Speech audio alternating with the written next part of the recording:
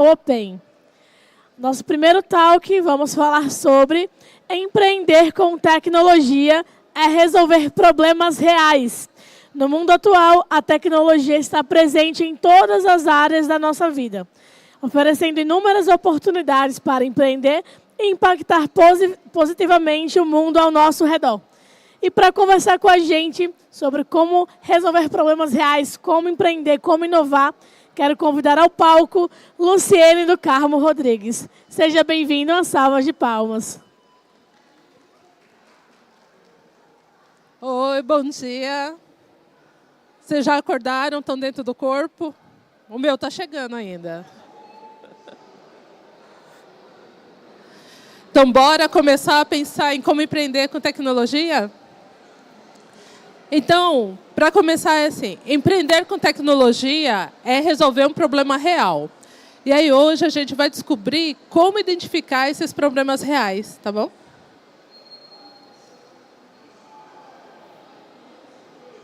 Eu consegui, eu sou muito ruim disso aqui, né? Mas foi. Então, eu quero primeiro me apresentar para vocês e falar por que eu escolhi esse tema e por que eu tenho propriedade para falar sobre ele. Não é, sabe, não é biscoitagem, não, mas é uma propriedade que eu conheço os dois lados, tá? Então, por que eu vou falar sobre isso? Porque eu sou, além de empreendedora, também uma desenvolvedora. Então, eu sei o que é estar do lado do desenvolvimento e o que é estar do lado da produção de empresas, né? Como que a gente constrói uma empresa sofrendo as dores do dev. Geralmente, o dev é aquele que constrói o sonho do outro, mas a gente consegue também pegar as nossas ideias e construir a partir da nossa maior expertise, que é construir tecnologia.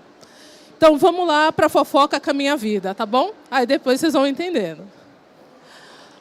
Vou começar de baixo para cima, porque aí vai ficar mais interessante. A universidade sempre foi o meu lugar no mundo. Então, lá em 98, tive a ideia de fazer a universidade. Me formei em 2001, só que eu comecei fazendo negócios internacionais. Olha que absurdo, né? E aí, eu moro aqui na Zona Sul de São Paulo. Já ouviram alguma música do Racionais? Conhecem toda aquela região? É o meu lugar.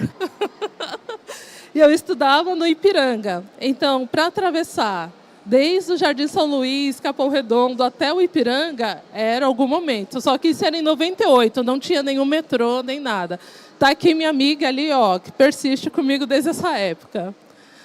Aí, eu fui, né, a primeira pessoa de uma família de 60, né, é bem animado lá na minha casa, eu tenho muitos primos, a cursar o ensino superior. Aí, logo depois, lá em 2008, eu fundei, junto com o Gabriel, meu marido, ali, a UEBA, que é a minha empresa de desenvolvimento. Por que nasceu, né, a UEBA? Primeiro, que eu já estava cursando tecnologia. Sabe quando você tem uma saudade muito grande da faculdade? Senti a saudade, prestei a FATEC, que está ali o Centro Paula Souza, minha segunda casa, né, no mundo. E aí prestei a FATEC e dentro da FATEC eu fiz análise e desenvolvimento de sistema. O meu chá de panela foi dentro da sala de aula porque eu tinha aulas de sábado, então a gente fez lá com meus amigos da FATEC. Então, assim, é possível casar, estudar e empreender tudo ao mesmo tempo. Mas a UEBA nasceu de um empreendedorismo de necessidade, né? Eu estava trabalhando em uma editora, no departamento de marketing, e aí eles tinham a regra de demitir as mulheres que se casavam. Sim, em 2008. Então, eu fui, né, convidada, muito elegantemente, a sair, depois que eu coloquei a aliança no dedo. E aí, este senhor, que é meu marido, já trabalhava com desenvolvimento, eu já estava fazendo a faculdade, a gente olhou e falou, por que não? Vamos unir as duas coisas e começar a criar software. Em 2022, bateu de novo a saudade da universidade, eu fui fazer mestrado lá na FEA USP. E aí, o empreendedorismo, né, que eu já empreendia desde 2008, aí o empreendedorismo ele se expandiu dentro da minha vida, né? Eu descobri o empreendedorismo por oportunidade, muito diferente do começo. E aí deu um faniquito de novo, começamos a ter ideias. E agora, nesse ano, eu criei a minha segunda empresa, que é a WeRocket, que é uma plataforma de educação baseada em IA. E aí essa plataforma, né, a gente vai lançar agora no final do ano, e ela já foi acelerada pelo programa Vitec, que eu recomendo bastante, a gente vai conversar sobre ele, e também já foi acelerada pelo programa Ginga Imerso do Sebrae for Startup. Então, para vocês entenderem, né, que veio desde o comecinho, desde 98, eu venho conversando tanto com a universidade quanto com o empreendedorismo, tá?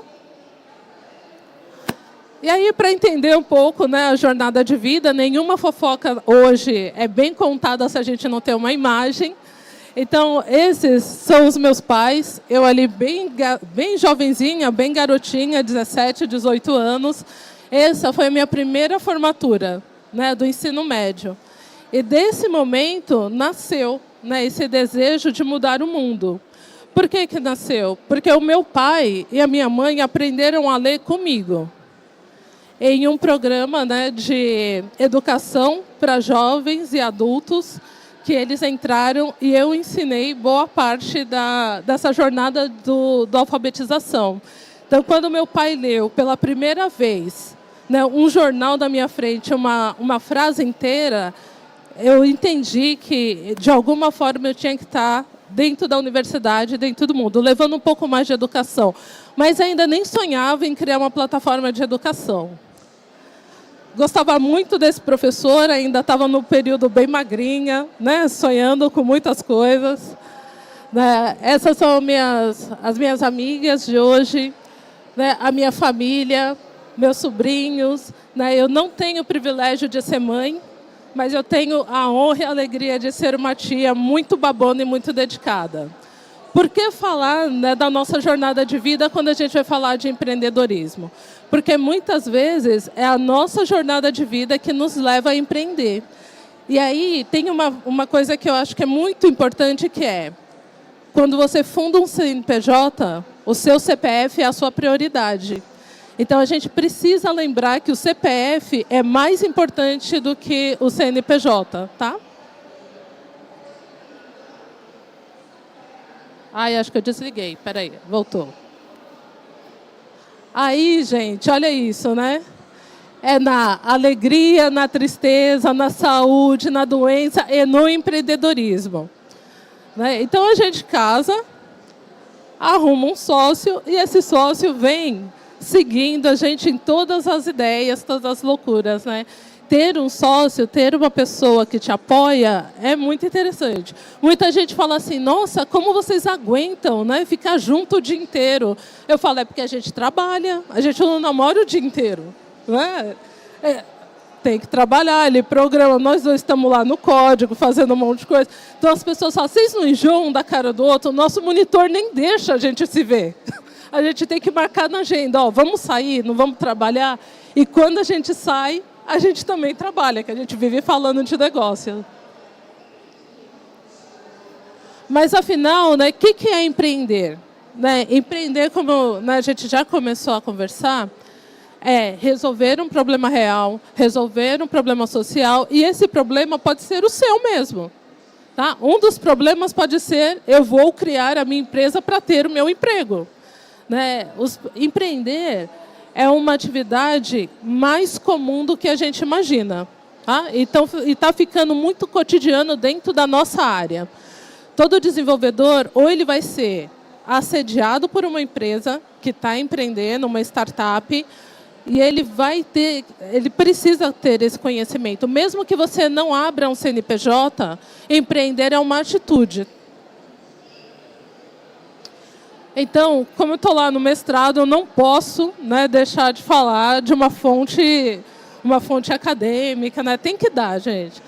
Então, ó, de acordo com os autores, né, Robert Rich e Michael Peters, o empreendedorismo pode ser definido como o processo de criar, desenvolver e administrar um novo empreendimento.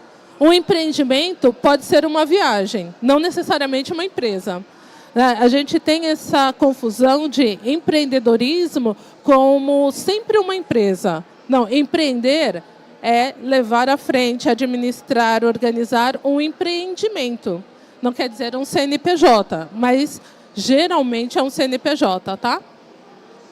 Com o objetivo de transformar as ideias e inovações em um negócio bem-sucedido. Aí, isso é bem importante, né? Um negócio bem-sucedido. Por quê? Não basta ter um negócio se ele te traz apenas sofrimento.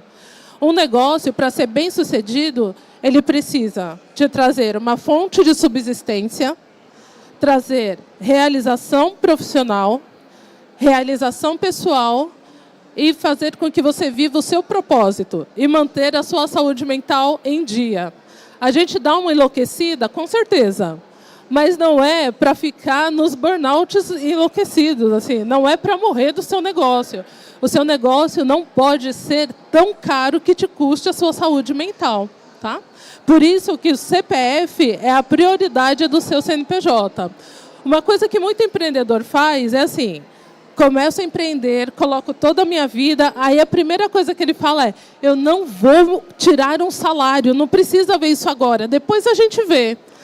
Aí esse depois pode durar anos e a gente não se paga. Quando você vai captar investimento, fazer essas coisas, geralmente lá na planilhinha a gente nem está se pagando. Aí você fala: nossa, é muito amor que eu estou trabalhando até de graça, né? E não é assim que funciona, né? A primeira coisa é: vou montar uma empresa, vou montar um negócio, coloca ali o seu salário. Você também está trabalhando para ele, né? Mesmo que você se pague, né? Você é a pessoa que deposita na sua conta, mas precisa colocar. Né? É um erro quando a gente coloca essa impressão de: eu não vou me pagar, eu não preciso colocar nesse momento. Mesmo que a sua empresa ainda não esteja te pagando. Quando ela começar a te pagar, você cobra os salários atrasados. Tá? É importante. E aí, qual a diferença de um modelo tradicional de empresa e uma startup? Aqui é um ambiente de startup. Por que é um ambiente de startup? Tem um monte de inovação. Uma startup, ela quer crescer rápido, ela quer evoluir rápido, então, mas existem diferenças. Toda empresa nasce para ser uma startup? Não. Toda startup vai permanecer como startup? Também não. Né? Por quê? Existem diferenças fundamentais, tá?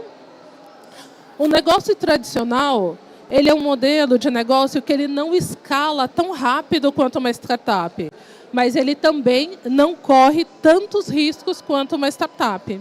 Então, a primeira diferença é assim, do modelo de negócio e inovação. Os negócios tradicionais, geralmente, né, eles operam em mercados estabelecidos, né, geralmente são varejo, são com coisas que a gente já está acostumado. Um supermercado, ele pode ser tanto uma startup quanto um negócio tradicional. Qual é o negócio tradicional? É quando a gente vai na loja física. Qual é o modelo de startup de supermercado? O aplicativo. Daí fala, o aplicativo por quê? Porque ele pode pegar todas as lojas físicas de todo o país, escalar muito rápido, oferecer outros serviços, oferecer... Então, a gente consegue mudar o modelo de negócio, de inovação de uma startup muito rápido, tá? E aí, as finanças. Qual a diferença de finanças de um modelo tradicional de empresa e um modelo de startup, né? As tradicionais, geralmente, como que elas se financiam? Como que elas nascem? Ou de bootstrap, que é, eu tenho uma reserva, eu herdo um modelo de negócio, eu já tenho um dinheiro, e aí vai. Ou eu pego um financiamento bancário. Tenho financiamento tradicional, tudo isso. E aí, investimento privado, outras receitas. Como que uma startup se financia? Uma startup geralmente se financia buscando investidor. Então, desde fomento, né, hackathon, premiação, até o investimento com grandes incubadoras, com investidores. Essa, eu acho que é a grande diferença da startup e da empresa tradicional, a escala. Né? Para uma startup escalar e ganhar âmbito mundial em 2, 3 anos, é o processo. Né? Existe uma métrica que é assim, para a startup, ela tem que crescer 2 vezes, ela recebe investimento, ela tem que duplicar e quadruplicar. Então, o crescimento da startup é acelerado mesmo, porque é um modelo de inovação de alto risco e, em consequência, também de alta escalabilidade. Toda vez que vocês forem procurar, né, olha, estou montando a minha startup, eu vou buscar um investimento, o que o seu investidor vai falar? Qual o seu poder de escala? Qual o tamanho do seu mercado? E o que é essa escala? É se o meu modelo, se o meu produto ou serviço ele é escalável. Né? Então, para a gente ter uma ideia, o Uber é uma empresa de transporte, de mobilidade, que não tem um único carro. Qual o modelo de escala? Usar o seu carro, usar o carro do outro. O Uber consegue internacionalizar muito rápido? Sim, onde tiver uma pessoa com carro, basta baixar o aplicativo. A gente consegue, por exemplo, desenvolver software da mesma velocidade? A gente consegue escalar o desenvolvimento de software? É difícil, né? Se for um desenvolvimento personalizado, eu faço um software para cada cliente da forma que ele quer, a gente não escala. Mas a gente pode escalar uma metodologia de desenvolvimento. É diferente. Então, a metodologia de desenvolvimento de software pode ser o seu produto de escala. Está vendo como a gente consegue pensar em várias soluções diferentes para o mundo do empreendedorismo, mesmo dentro de negócios tradicionais? Se vocês quiserem perguntar, pode perguntar, tá? Pode levantar a mãozinha, tá tudo tranquilo. E aí, o risco. Por que as startups elas são uma operação de risco? Porque eu posso crescer muito rápido, estou dependendo de financiamento, estou dependendo do... Né? E se aquilo não render, o que vai acontecer? Eu vou quebrar, e aí eu vou fechar. Quando o investidor... Mas às vezes, né, a gente fica, mas será que eu tenho que ter medo, né, de fazer? Eu tenho que ter medo de pegar o investimento? Se o investidor colocar o dinheiro, para onde vai? Eu tenho que pagar isso de volta? Geralmente não, porque ele assumiu o risco de aplicar o dinheiro dele na sua empresa. O investidor, quando ele aplica um dinheiro, o que vai acontecer? Ele espera receber 20 vezes mais.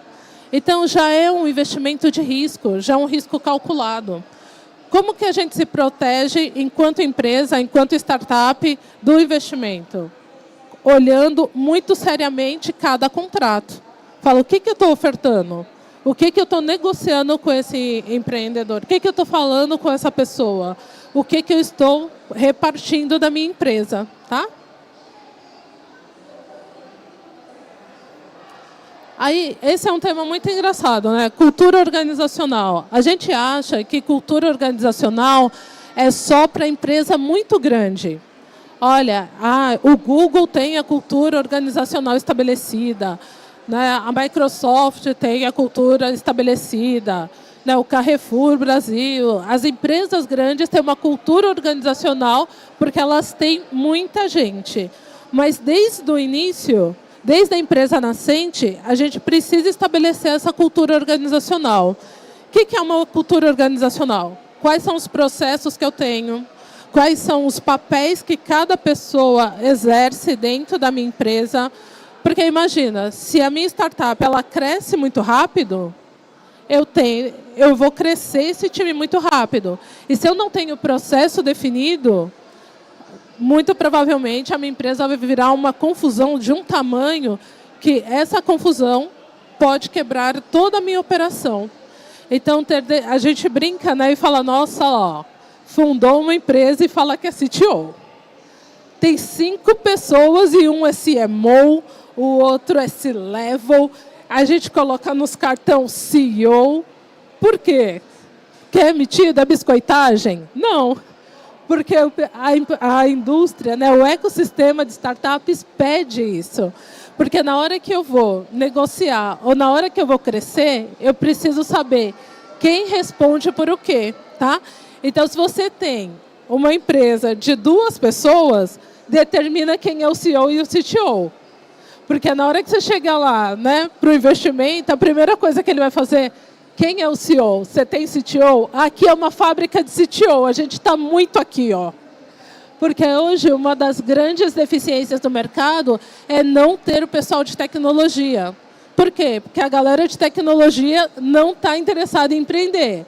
Aí, em consequência, falta mão de obra. Aí o povo tem um monte de ideia de aplicativo, disso, daquilo, e não tem um CTO, não tem uma pessoa responsável por tecnologia. E aí, uma empresa pensando nisso, uma startup pensando nisso, criou um serviço de CTO as Service. Olha isso. Né? Você é contratado a service enquanto essa empresa está sendo montada, e aí você vira um CTO dela, e depois você negocia se você fica ou não. Olha como a gente está muito no topo da cadeia alimentar, né? Aí imagina se a gente começa a criar as nossas empresas, a gente já nasce cheio de CTO. E aí, assim, parece que elas são muito diferentes, né? Mas nem tanto assim. Porque chega uma hora que essa startup ela se estabelece e ela começa a ter características de empresa tradicional. Qual que é a empresa tradicional? Ela começa a atuar em mercados maduros. E aí começa a fazer uma série de intraempreendedorismo para poder renovar. Né? Que se a gente não renova o nosso mercado, não renova a nossa fonte de inovação, a gente não consegue criar novos produtos, tá?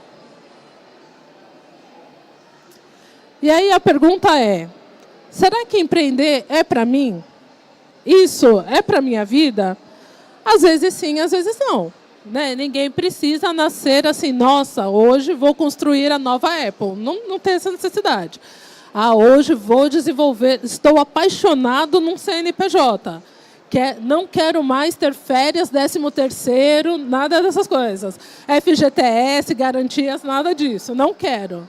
A gente não acorda assim, mas está mudando o mundo do trabalho, né? As convenções de trabalho, tudo isso tem mudado muito. E, com certeza, uma hora isso vai chegar até você. Se você já é um PJ, né, você já é, o empreendedorismo já chegou em você, mesmo você sendo empreendedor de si mesmo. Se você tem um contadorzinho para chamar de seu, você falou, minha nossa, eu tenho um contador, ele me manda aqui as notas para pagar. Você já é empreendedor, bem-vindo ao mundo das taxas. Né? Mas tem essas diferenças, né? Mas existe uma diferença fundamental que eu queria falar com vocês, que é essa aqui, ó. Empreender é muito diferente de pejotização, tá?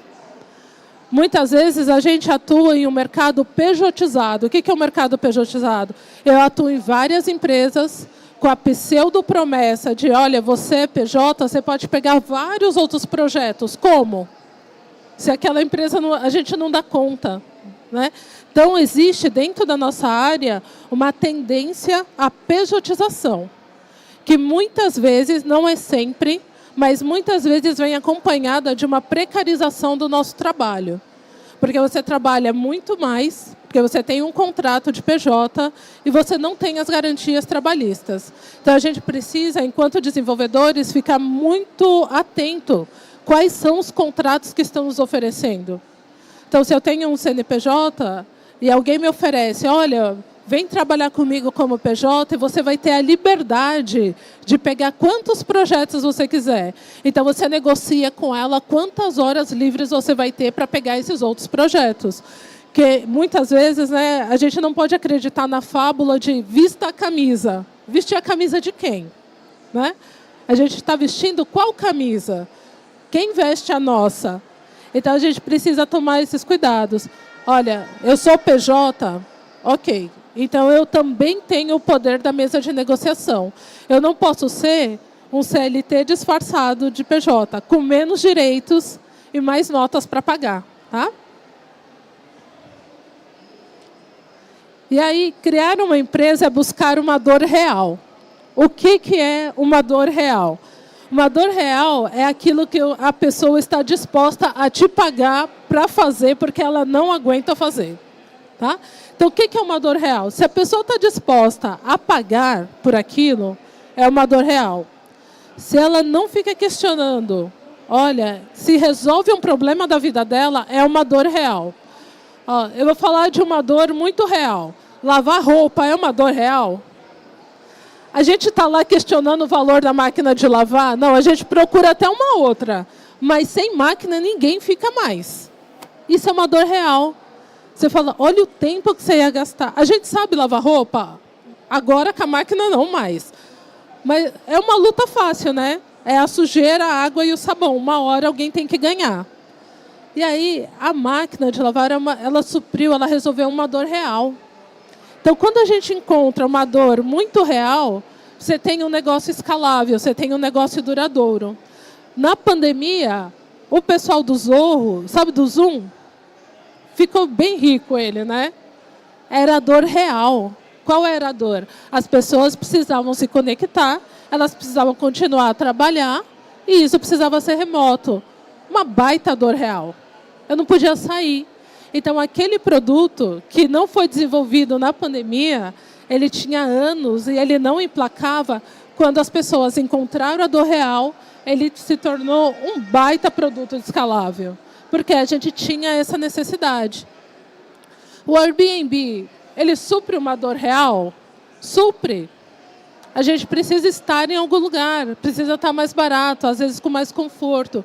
Então, às vezes, não é a ideia do aplicativo que a gente tem que se apaixonar. Você tem que ver se você encontra, dentro de algum lugar, uma dor real. Tá? E aí, como que a gente vai identificar isso? Falar, puxa, eu não sei como fazer, como encontrar essas dores. Aí, existem algumas das formas. Primeiro, que uma dor real pode ser a sua dor. Você pode vivenciar isso. Né? Então, assim, olha, você tem um problema, né? Você tem uma questão de aprendizado, uma questão de mobilidade. Eu conheci um CEO de uma empresa muito legal, que é a Diversitera. A Diversitera é uma empresa que coloca pessoas com necessidades especiais em pontos chaves, né? Em cadeiras chaves dentro das empresas. Como que ele percebeu a dor real dele? Ele é cadeirante há 14 anos. E aí ele era executivo, né, de uma grande empresa, só que ele não saía da mesma posição. Ele nunca era promovido. Por mais MBA, por mais curso, por mais competência técnica que ele tivesse, ele nunca era promovido. E aí ele percebeu essa necessidade de conversar com as empresas e falar, olha, por que vocês não promovem? Então, essa inclusão não é tão certa assim. Eles falavam, a gente não sabe como. Aí ele falou, então vou te dar a consultoria para isso. Então, a partir da dor dele, ele desenvolveu e achou outras dores reais. Aí, observar o mundo ao seu redor. A gente precisa, sabe, sair um pouco, às vezes, da nossa bolha e olhar ao nosso redor e falar, o que eu posso resolver desse problema? Falar, aí, problemas de mobilidade, por exemplo. Falar, a solução do problema de mobilidade é colocar mais ônibus? É colocar mais linhas de metrô? Às vezes não. Né? Às vezes é só mudar as empresas de lugar. Às vezes é oferecer o trabalho remoto. É um monte de coisa. Então, a partir da nossa realidade, surgem os problemas reais. A gente só precisa estar com o olho treinado para poder enxergar e descobrir esses problemas, tá? E aí, o melhor, assim, que ele está até ali amarelinho, a primeira coisa é, pergunta para a pessoa. Você tem interesse em algum setor? Vai lá e conversa com as pessoas, né? Uma forma assim, de perguntar e descobrir um problema real é falar, olha, como é que você resolve isso aí no dia a dia? Às vezes a pessoa está lá fazendo um processo terrível e você fala, então, com um QR Code você resolve isso daqui. Com uma chave de NFT você resolve. Por que a gente não digitaliza esse processo? Por que a gente não cria, né, as outras coisas? E aí você vai perguntar para a pessoa, fala, como é que você resolve? Você não vai levar uma ideia já, porque às vezes a ideia que a gente tem não é a realidade dela.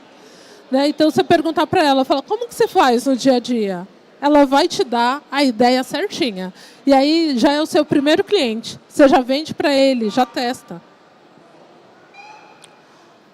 E aí, como que eu faço a pergunta? Eu não vou fazer... O moço da polícia está na minha trollagem, né? Olha isso aí.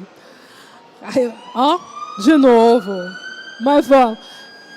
É porque é a pergunta certa. moço, por favor. Aí, ó, qual que é a pergunta certa? Você não vai falar para ele, vamos lá, bora ganhar R$1 milhão rapidinho? Olha, como eu posso resolver essa sua situação?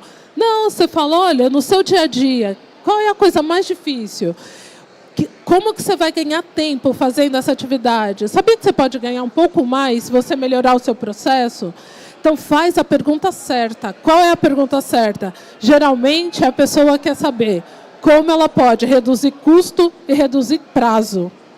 É isso. Se você encontrar uma série de perguntas que sejam relacionadas a diminuir custo e a diminuir prazo, você vai estar fazendo as perguntas certas. E aí, para achar a pessoa certa, a gente vai estudar o mercado que você quer atuar. Quero atuar no mercado de aviação. Vai conversar comigo, que sou da educação? Não vai adiantar. Conversa, no mínimo, com uma aeromoça. E aí, tem que conversar, por exemplo, olha, está muito difícil falar com o dono da Embraer. Começa com a aeromoça, com o pessoal que atua, de repente, no aeroporto. Essas pessoas do entorno, elas passam coisas e elas têm uma visão de mundo muito mais aprofundada do que, de repente, os caras do C-Level, sabe? O CTO, o CEO, eles estão pensando em outras coisas. Mas o pessoal da operação te traz tanto insight, tanto problema do dia a dia, que vai reduzir muito o custo. Uma vez, uma história assim com a Camila, que é minha amiga, que está aqui, vai mentir junto comigo, se for o caso. A gente precisava fazer um trabalho de faculdade, que era descobrir um problema de operação dentro do metrô de São Paulo. Isso em 2000, lá nos anos 2000. Não tinha metade das linhas que tem hoje. E a gente foi até a sede do metrô, olhou um monte de processo e não achava um problema. Não tinha um cara que não tinha uma solução. Aí um belo dia, sabe o que a gente fez? Saiu e falou, vamos na estação mais problemática da linha vermelha. Não podia ser a Sé, mas qualquer uma outra era problemática. A gente foi para o centro, colou ali naquela salinha, sabe, do CCO, e falou, moço, no seu pior dia, o que acontece aqui? Aí ele falou, o dia que quebra a escada rolante. A gente falou, puta, achamos o nosso processo. Aí a gente achou, e conversando com ele, ele falou, o dia que quebra a escada rolante, isso aqui vira um inferno. Atrasa a operação, lota esse negócio, faz isso. E aí a gente sentou com ele e só anotando. Montamos o nosso trabalho, colocamos a nossa solução, e aí a gente chegou para a reunião com o pessoal do metrô e falou, vocês já têm a solução para isso?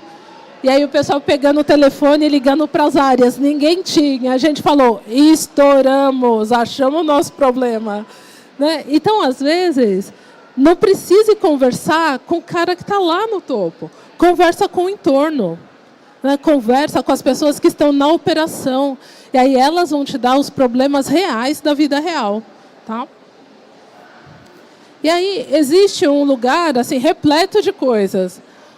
Empreendedorismo social. Empreendedorismo social não é ONG. Tá? Empreender socialmente é criar um negócio rentável que resolva um problema social. É muito diferente de uma ONG. Então, quando eu tenho um negócio com propósito social, eu estou resolvendo um problema geralmente do Estado, mas eu estou resolvendo dentro do privado.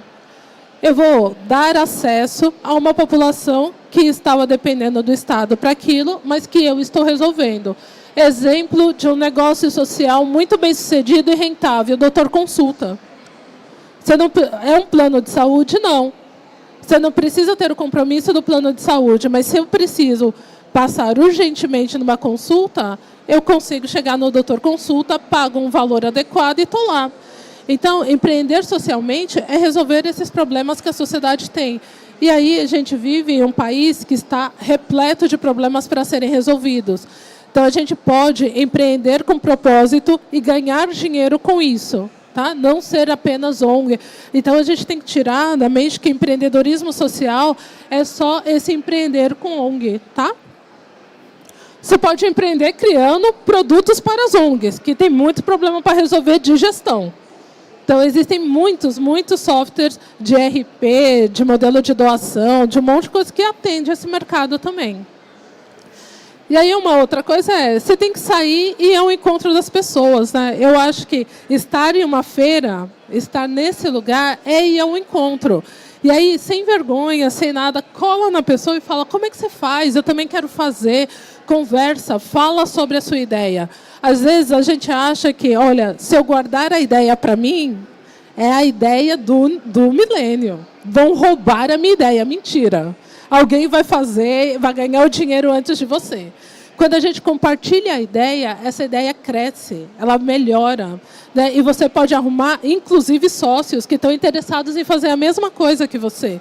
Então, falar sobre a sua ideia é validar que ela é um problema real e que ela pode se tornar uma baita empresa.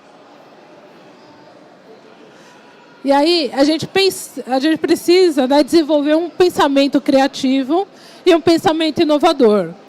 Às vezes, para muitos desenvolvedores, é um baita susto quando a gente fala assim, olha, a atividade de desenvolvimento está dentro da cadeia de economia criativa. A gente fala, como assim? Eu estou ali, ó, junto com a moça do artesanato? Está assim. A gente está junto com o pessoal de artes? Está assim. Por quê? Porque o nosso trabalho é um trabalho de pensamento criativo. Se a gente pegar 20 desenvolvedores, pedir para escrever o mesmo código, para resolver o mesmo problema com programação, serão 20 programas diferentes, 20 códigos diferentes, porque a gente tem um processo criativo e imaginativo diferente. Tá? Então, bem-vindos, senhores e senhoras, à indústria criativa. Ó, até comemoraram.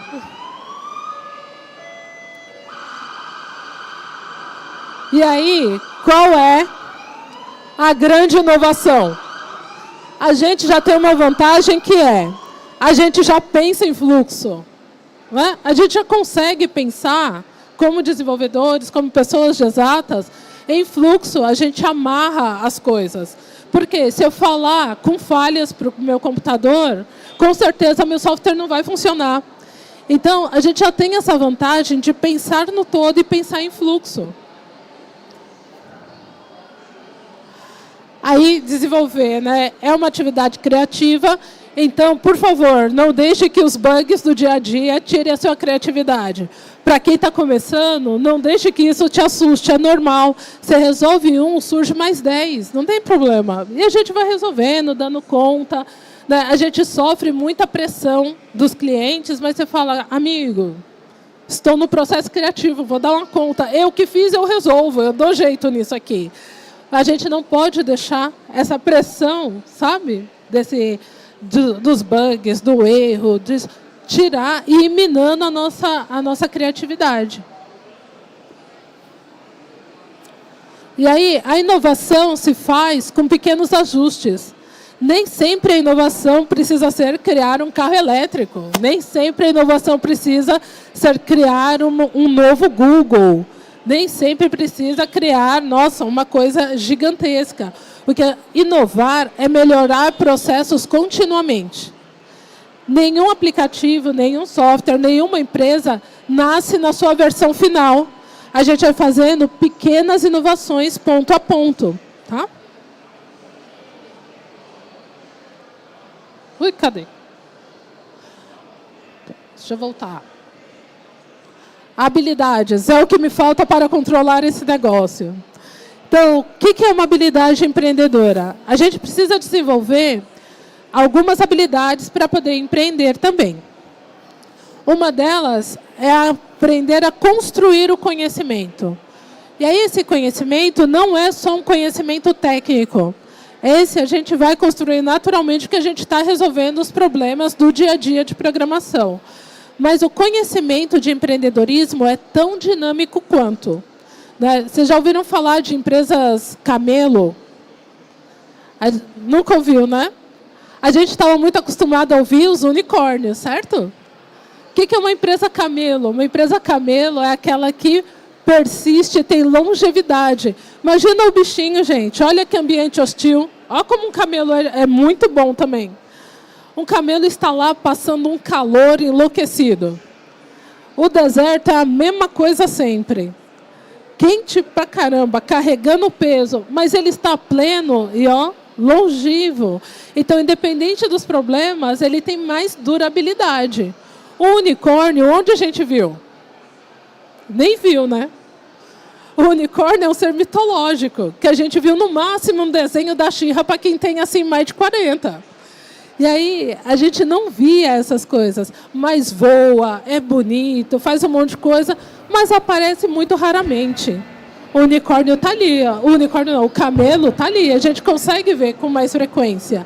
Então a gente pode começar a construir conhecimento e aprender que existem outras formas, outras empresas, outros modelos. E aí, a tecnologia é viva, né? Eu falo isso para os meus clientes há 14 anos, todo dia, toda hora. Porque eles só dizem, para que precisa um contrato de manutenção? Eu falo, porque a versão muda, o negócio não é automático, eu tenho que manter esse código vivo. Em 2000, a gente tinha o Netscape.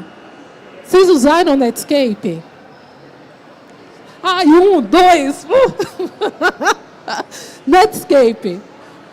Aí, mas tem gente que fala, gente, o que é o Netscape? Era a coisa mais legal do mundo em 2000, porque você tinha um Netscape, você era dono e senhor da internet. Tá vendo? Mas o Netscape não existe mais. O KD? O KD era um Google, né? A gente olhava e falava, nossa, eu usei o KD hoje.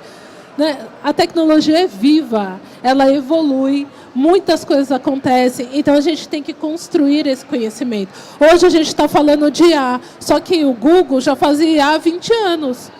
E a gente, alimentando uma baita IA poderosíssima há 20 anos. E o boom de construção de IA está aqui. Então a tecnologia ela é viva e a gente precisa manter esse conhecimento vivo também da gente, tá? E aí, para empreender, é preciso aprender a jogar o jogo. E que jogo é esse? Eu preciso aprender que eu preciso ter sócios complementares, eu preciso buscar investimento, eu preciso falar a linguagem do mercado que eu quero atuar. Não basta só ser um baita gênio. Vocês lembram do Steve Jobs? Ele programava? Bem pouco, né? Quem era o baita gênio? O cara que programava, mas quem que dá a decolada? E a gente lembra, só de falar o nome. Então, a gente precisa aprender a jogar o jogo do empreendedorismo também, tá?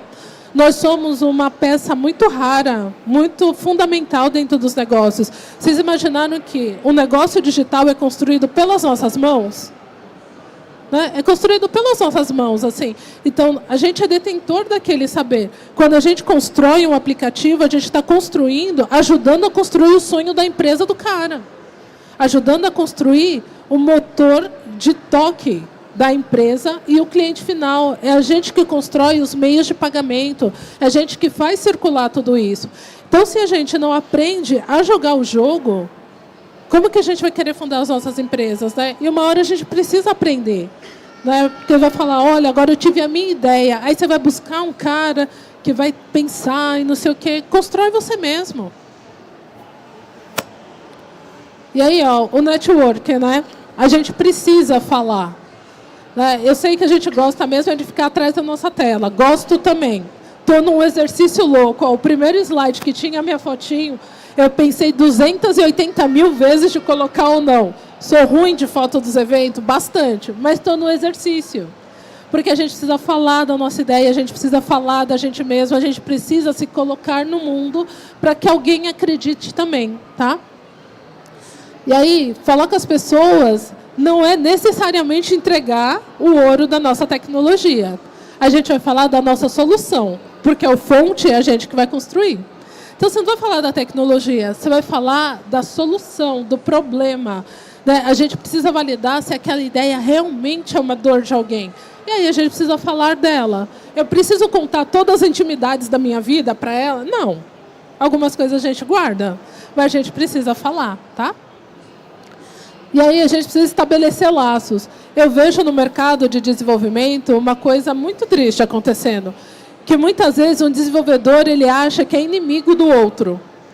Muitas e muitas vezes eu tive que pedir uma informação, e aí como mulher na área de tecnologia, todas as meninas vão entender, é uma luta para a gente conseguir uma informação de um departamento.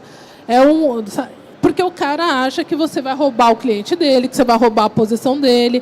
E aí, no empreendedorismo, o pessoal faz totalmente ao contrário. Cria laços, criam empresas juntos, conversam. E aí a gente não consegue estabelecer isso enquanto desenvolvedores. Mas se a gente estabelecer esses laços, a gente consegue criar coisas incríveis, tá? E aí, como que você vai fazer tudo isso, né? Como que eu vou aprender? Onde que eu vou buscar apoio e como que eu vou pagar tudo isso? Não precisa ser do bolso.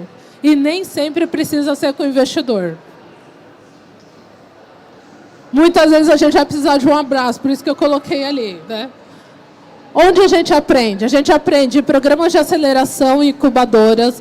Tem um monte de gente querendo apoiar. Vejam o Google for Startups, Sebrae, um monte de lugares muito legais. Tá? Às vezes você pode entrar em um time, como um CTO, dentro de uma startup, para aprender como que faz as coisas. Aí, redes de fomento e apoio ao empreendedorismo. Tem um monte, eu trouxe um exemplo que é a Rede Mulher Empreendedora. Mas existem milhares de empresas, milhares de organizações que apoiam o empreendedorismo. E aí, cursos, feiras, eventos e conversas, tá? Onde a gente busca apoio? Na mentoria. Tenha um mentor para chamar de seu. Às vezes o mentor é uma pessoa que você admira, ele fez alguma coisa, um professor, um chefe, ou mesmo, sabe, vem num evento, tem um monte de mesa de mentoria, cola em um lugar desse, conversa com essa pessoa e que com certeza ela vai agregar na sua vida. O ecossistema de startup é grande, dá uma visitadinha nele, né? O ecossistema, você pode ir no Cubo, você pode visitar o Google, você pode visitar a Meta, você pode ir aqui no Sebrae. Aqui ó, tem um corredor cheio de startup que foi acelerado por alguém. E aí, tenha amigos para conversar. Sabe? Precisa. Tem uma hora, principalmente quando a gente já está empreendendo, que as coisas ficam enlouquecidas, a gente precisa ter alguém para falar, vamos tomar uma cerveja hoje, que meu dia foi muito ruim. Tem alguém para conversar, tem alguém para falar para você, ó, tá estranho, mas vai dar bom, vai, continua. A gente precisa dessa rede de apoio, porque nem sempre as pessoas entendem o que a gente quer construir.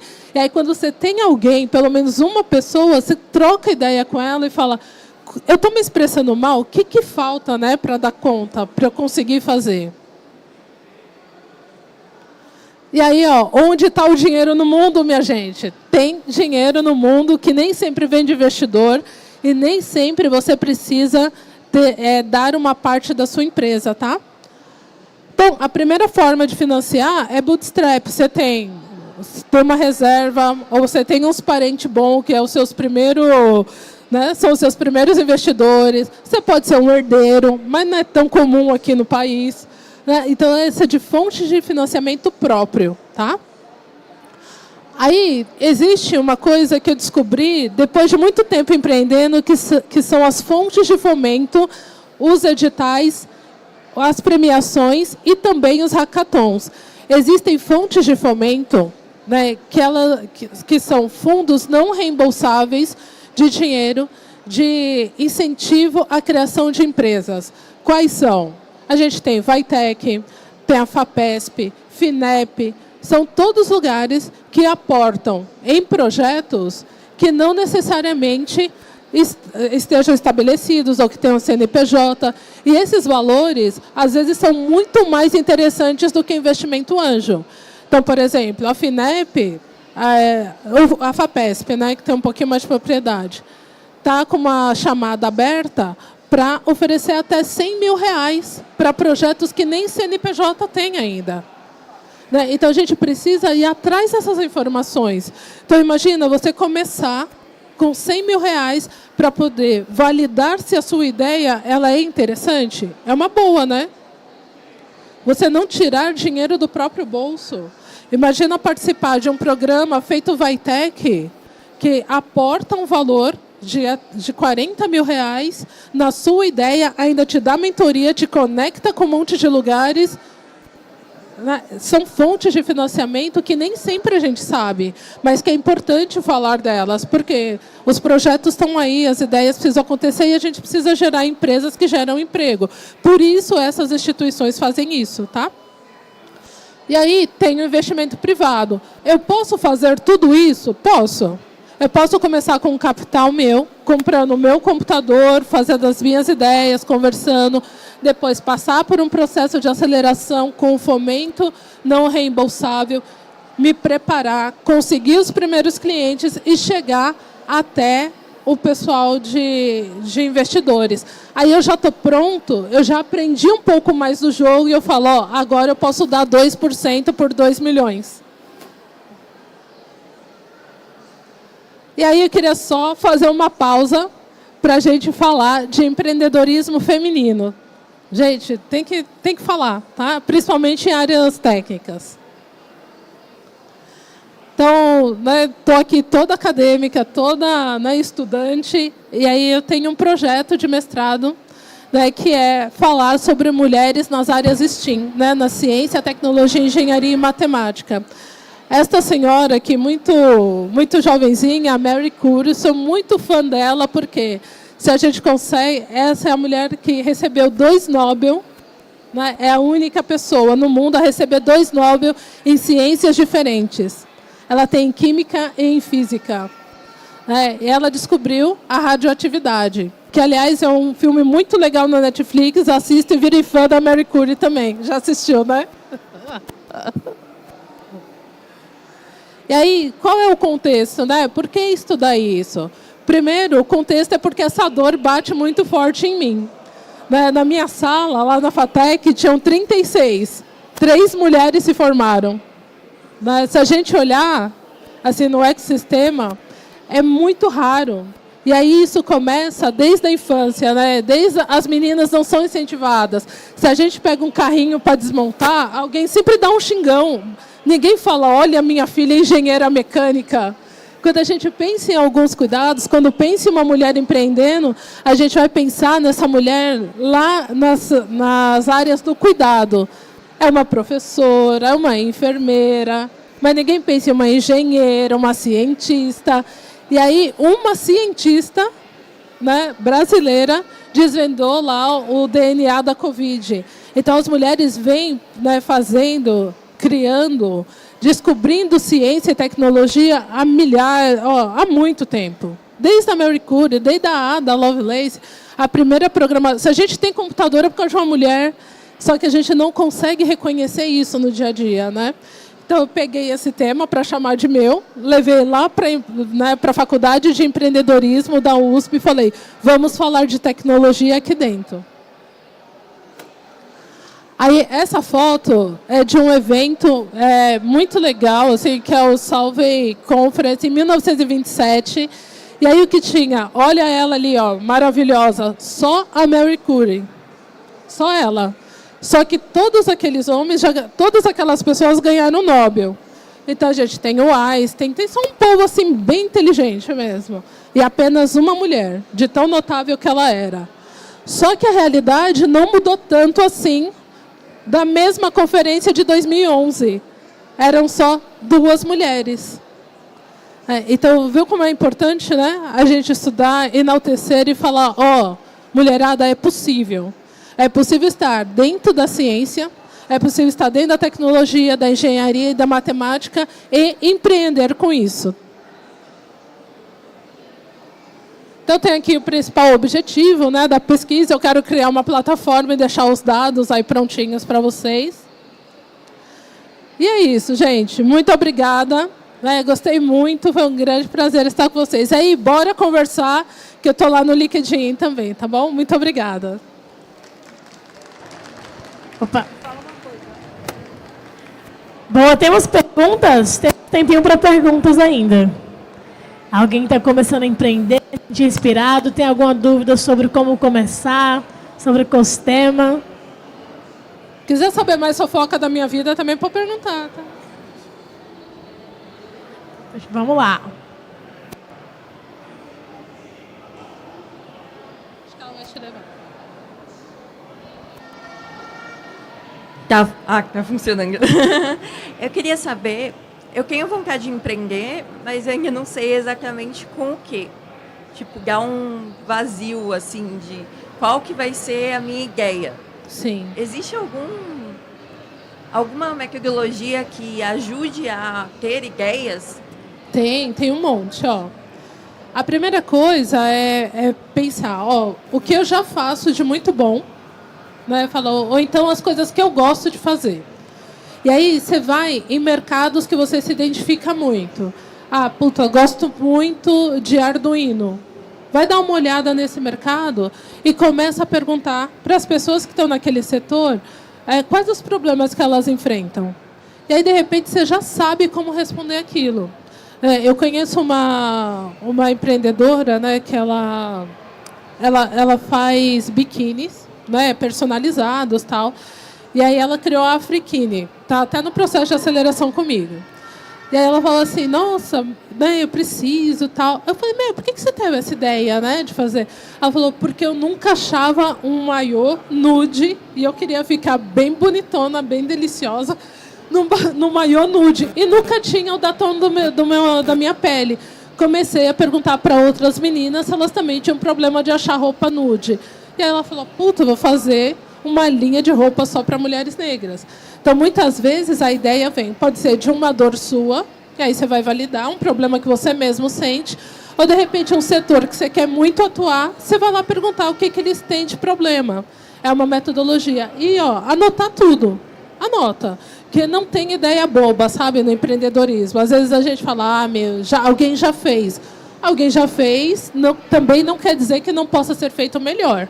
Ou de outra forma, tá? Oi, tudo bem? Tudo. Eu cheguei no finalzinho porque eu estava presa, mas Imagina. eu acompanhei. Mas eu tenho uma dúvida. Eu queria saber por que é tão difícil empreender no social, o empreendedorismo social. Até os editais que são para empreendedorismo social, eles não visam tanto o impacto que você aplica, mas a retribuição de lucro que você tem. Sim. E eu sinto essa dificuldade, por exemplo. Eu tenho um grupo que trabalha com educação tecnológica para crianças carentes. Só que a gente tem muita dificuldade de conseguir edital de patrocínio justamente por causa disso, porque eles não se importam com o impacto que a gente causa, mas quanto que a gente recebe de lucro. Sim. E a gente não tem esse lado mais administrativo. Sim. Bem formado. Sim. E aí eu queria ver a sua visão sobre isso. Sim. Uma coisa que você pode... Empreender com social é muito difícil porque as pessoas confundem a gente com ONG, né? Então, uma das formas é procurar aceleradoras ou incubadoras focadas no social. A Artemisia, a Quintesa. Esse pessoal ele ajuda a criar modelos de negócio para o social. Porque a gente precisa distinguir assim, o que é o empreendedorismo social e o que é a filantropia. Porque tem essa... E ninguém, na verdade, quer resolver os problemas sociais, os problemas do mundo real, né, da sociedade, as dores sociais, elas incomodam. E aí ninguém quer falar com o incômodo. Né? Mas uma forma é criar um modelo de negócio que você consiga sustentar esse negócio, né, sustentar essa empresa e, ao mesmo tempo, fazer com que o seu propósito seja a chave. Né? Espera aí que eu estou voltando. Ela está voltando. É que eu nem te escuto, peraí. Desculpa, por exemplo, a minha dificuldade está justamente nisso, sabe? Essa parte administrativa de criar essa parte. O modelo de negócio, né? Exatamente. Então, bora conversar daqui a pouquinho nós duas, tá? Bora. Boa. Gente, encerrou. Muito obrigada de novo, né? Foi muito bom. Uma salva de palmas. Muito obrigada, Luciene do Carmo, pela sua apresentação. Foi realmente muito inspiradora conhecer a história de uma mulher que é dev, que é empreendedora, que está aqui representando tantas pessoas nesse espaço, né? E que sirva de inspiração para quem está aqui na plateia hoje também começar a dar seu primeiro passo. E qualquer dúvida que tiverem, podem entrar em contato com o Sebrae, podem entrar em contato com a Luciene também. A gente vai estar à disposição. Muito obrigada.